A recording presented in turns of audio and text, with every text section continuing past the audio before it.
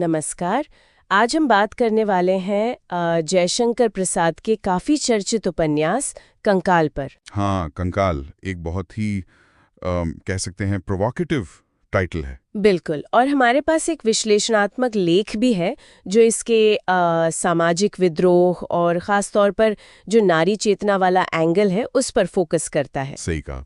तो हमारा इरादा यही समझने का है कि ये उपन्यास कैसे मतलब अपने समय की जो बुराइयां थी, जो रूढ़ियां थी, उन पर चोट करता है। और कैसे ये आज भी खासकर महिलाओं की स्वतंत्रता के लिहाज से एक ज़रूरी टेक्स्ट है। हाँ, एक दस्तावेज की तरह।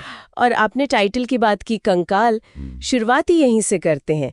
ये नाम क्यों? ये सिर्फ हड्डियां तो नहीं है ना? नहीं, बिल्कुल नहीं, ये तो प्रतीक है जी। उस पूरे समाज का, उस व्यवस्था का जो बाहर से देखने में शायद सजी संवरी जिंदा लगे। हाँ, मतलब ऊपरी तौर पर सब ठीक ठाक। बिल्कुल, पर अंदर से अगर आप देखें तो वो खोखली है। नैतिक रूप से कह सकते हैं मर चुकी है, जी। सड़ चुकी है, इसीलिए कंकाल। अच्छा, तो ये एक तरह का सामाजिक एक्सरे हुआ। हाँ, बिल्कुल सही। जो समाज के पाखंड को, उसके ढोंग को दिखाता है।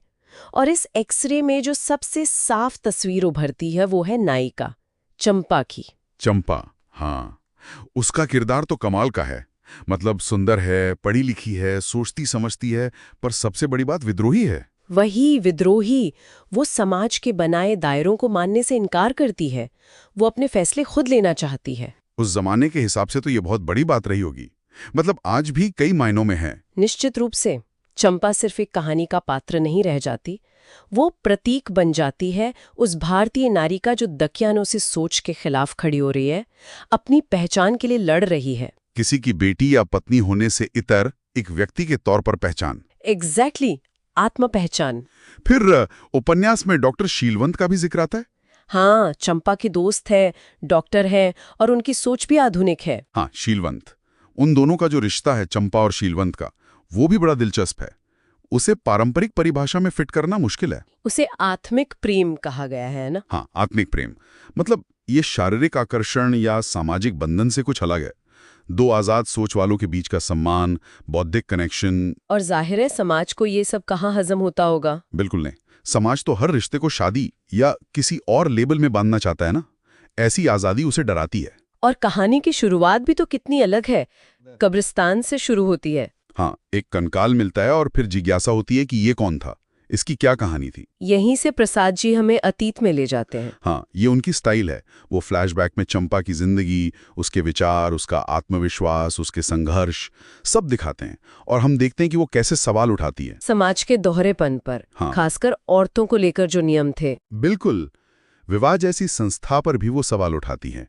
वो उसे सामाजिक दबाव नहीं बल्कि व्यक्तिगत चुनाव मानती है। तो अगर हम मुख्य विचारों को देखें तो नारी चेतना और स्वतंत्रता तो है ही, और क्या चीजें हैं जो पाठक को सोचने पर मजबूर करती हैं? नारी चेतना तो खैर केंद्र में है ही, लेकिन उसके साथ साथ समाज की जो नैतिकता है, उसका खोखलापन।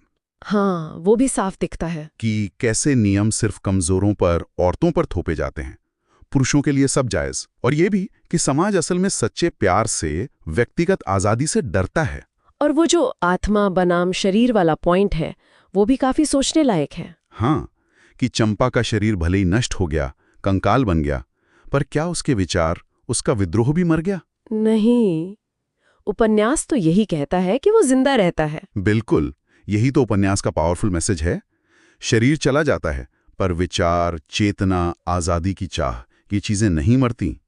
चंपा का कंकाल इसी बात का प्रतीक है। और ये आधुनिकता और परंपरा का टकराव भी दिखाता है। हाँ, कि कैसे पुरानी सोच नई सोच का रास्ता रोकती है, पर बदलाव तो होकर रहता है, देर सवेर। और ये सब कुछ प्रसाद जी की भाषा में। उफ, क्या कमाल की भाषा है, बहुत सशक्त, साहित्यिक। हाँ, भावुक भी है। कहीं कहीं तो लगता है जैसे गद्य नहीं, कविता पढ़ रहे हों। वो सीधे पाठक को किरदारों की भावनाओं से जोड़ देती है। ये सिर्फ कहानी नहीं है, ये तो विचारों की क्रांति जैसी है। सही कहा, ये सोचने पर मजबूर करने वाला साहित्य है। तो अंत में क्या सार निकालें हम इस चर्चा का? पाठक क्या लेकर जाए अपने साथ? मेरे ख्याल से सबसे बड़ी बात यह है कि स्वतंत्र सोच, अपना आत्मसम्मान और जो सच्चा आत्मिक जुड़ाव होता है ना, वो कभी मरता नहीं, शरीर भले ही कंकाल हो जाए। चंपा की कहानी इसीलिए अमर है, उसके विचार आज भी प्रासंगिक हैं। बिल्कुल, और ये सवाल भी छोड़ जाता है उपन्यास। हाँ, कौन सा सवाल? कि क्या हमारा आज का समाज, जो बाहर से इतना चमकीला, इतना मॉडर्न दिखता है, कहीं अंदर से वो भी वैसा ही खोखला तो नहीं जैसे प्रसाद ने दिखाया था? कहीं हम खुद खूबसूरत दिखने वाले कंकाल तो नहीं बन गए? ये सवाल हमेशा रहेगा, और इसीलिए कंकाल आज भी पढ़ा जाना चाहिए। हाँ, न सिर्फ नारी स्वतंत्रता को समझने के लिए, बल्कि समाज, परंपरा और व्यक्ति के बीच का जो ये हमेशा चलने वाला संघर्ष है, उसे महसूस करने के लिए, और ये जानने के लिए कि साहित्य सिर्फ मनोरंजन नहीं, क्रांति भी ला सकता है। निश्चित रूप से। तो ये थी जयशंकर प्रसाद के कंकाल पर हमारी आज की बातचीत। एक ऐसा उपन्यास जो यकीनन आज भी हमें आईना दिखाता है।